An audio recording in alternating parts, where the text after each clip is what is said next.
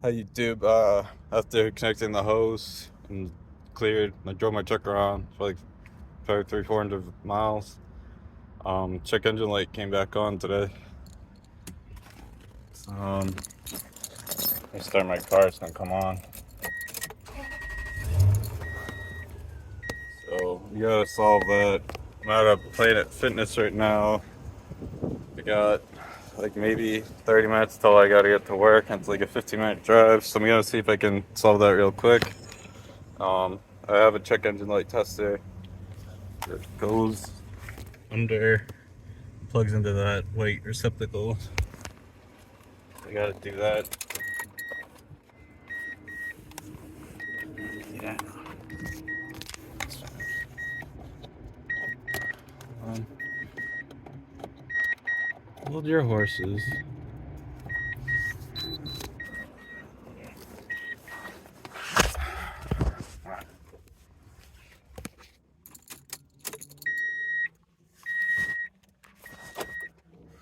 So you gotta leave your ignition key on. You can't start it, you're gonna fry your monitor. But it's loading the code right now. Takes a little while for it to link.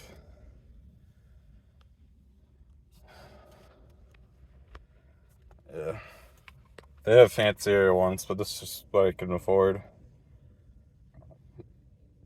They have like mechanic ones that with newer cars probably give you a lot of data. I don't know about my truck if it would give me a lot of data since it's from 2001. But you can just see, you scroll down to the vehicle, it gives you codes. So emissions again, emissions again, emissions again, emissions again. All right, so we're gonna pop the trunk.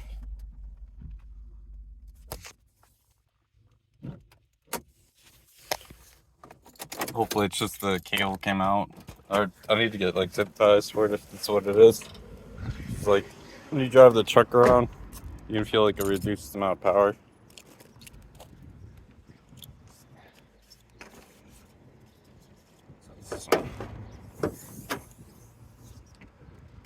And the cable ripped out again. So that's what that was. Alright, you need to go back in. It's so frayed, like it's not staying in. I needed to get zip ties and zip tie it or get a new tube. But that's what was causing all the issues, is that cable again. It's a pain in the ass that the like metal clips that all the other cables have just came out there.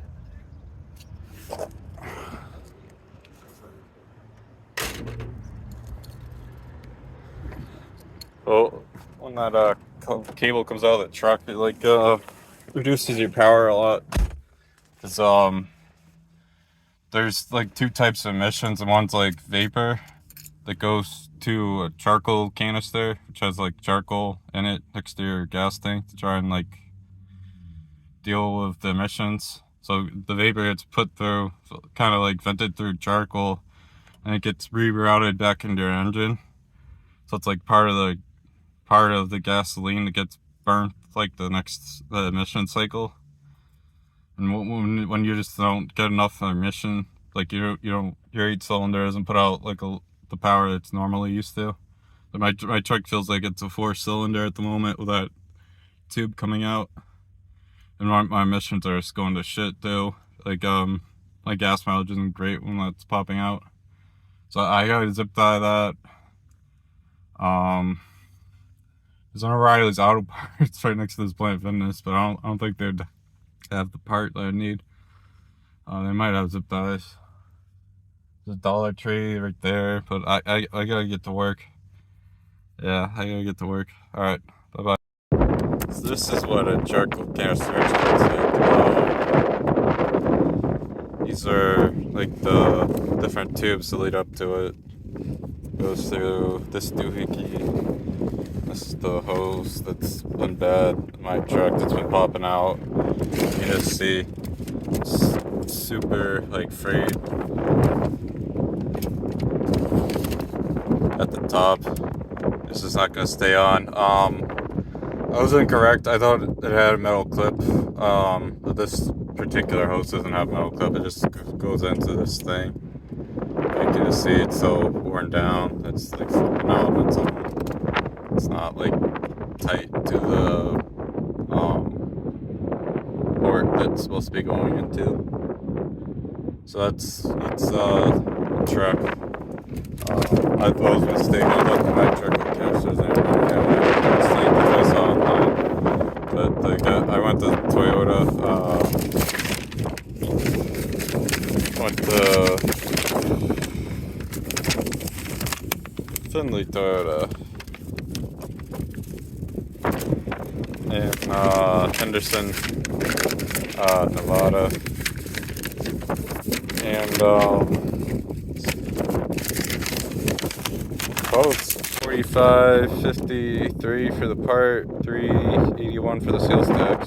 That's my copy. So I prepaid for the hose. It's coming in on like a week. The diagram Toyota has, it's like terrible. They have so many freaking hoses for the EVAP system. It looks nothing like the engine at all either. So I'm hoping I ordered the right one.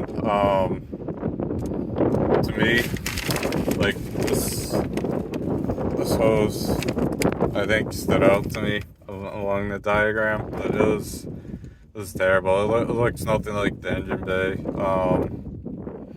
That's the guy at the counter, and he thought it was the same hose that I thought it was, so that's the one that I ordered. So yeah, the Finley Toyota was alright. Just like super expensive for like a piece of rubber. If I wasn't living in my truck, I might have tried to find out something aftermarket just to get shipped, but I don't have any address I can ship it out to in Nevada at the moment. So that's just kind of how that went. Yeah, so it's just an update on the truck. So if you get like an EVAP system warning, you can kind of look at your engine and follow the hose, and you can kind of troubleshoot from that on your own. That's just what I would do. If your charcoal canister is like bad, that's what this is. If any of these hoses are bad, that's kind of gonna give you reduced power in your vehicle, because you're not going to be getting the EVAP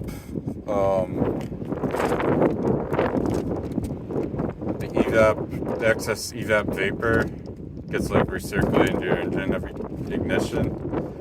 So like there's not all the gasoline that gets put into your engine gets ignited.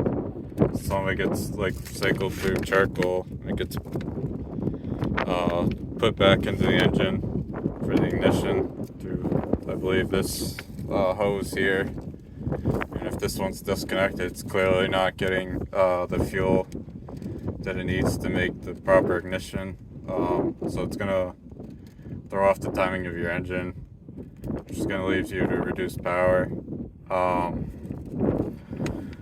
it's kind of like a feedback loop that you can like visualize. That's just what was happening to me. It kind of sucked that it, the second time that it happened, I popped down the highway. So I drove like 30 miles to work with the hose out. Just about. I mean, I parked in Planet Fitness, but that's basically a better explanation of the problem that I had. I think my own uncle like watched my video and told me it was crap. So I'm just trying to give you guys like a visual of like what was going on in my truck. So I should get the new hose next week. I just gotta be careful driving the truck around. Like I'm popping my hood pretty much everywhere I park, just to make sure that the hose is staying in. And I'm like closing it. I'm just like super cautious with it because I don't want to destroy my engine. My engine's like the most costly piece of my truck. I got lucky. I didn't really damage the engine at all. Just driving it the 30 miles on the highway to work the day that it was out. So I gotta be more careful. But that's just the update.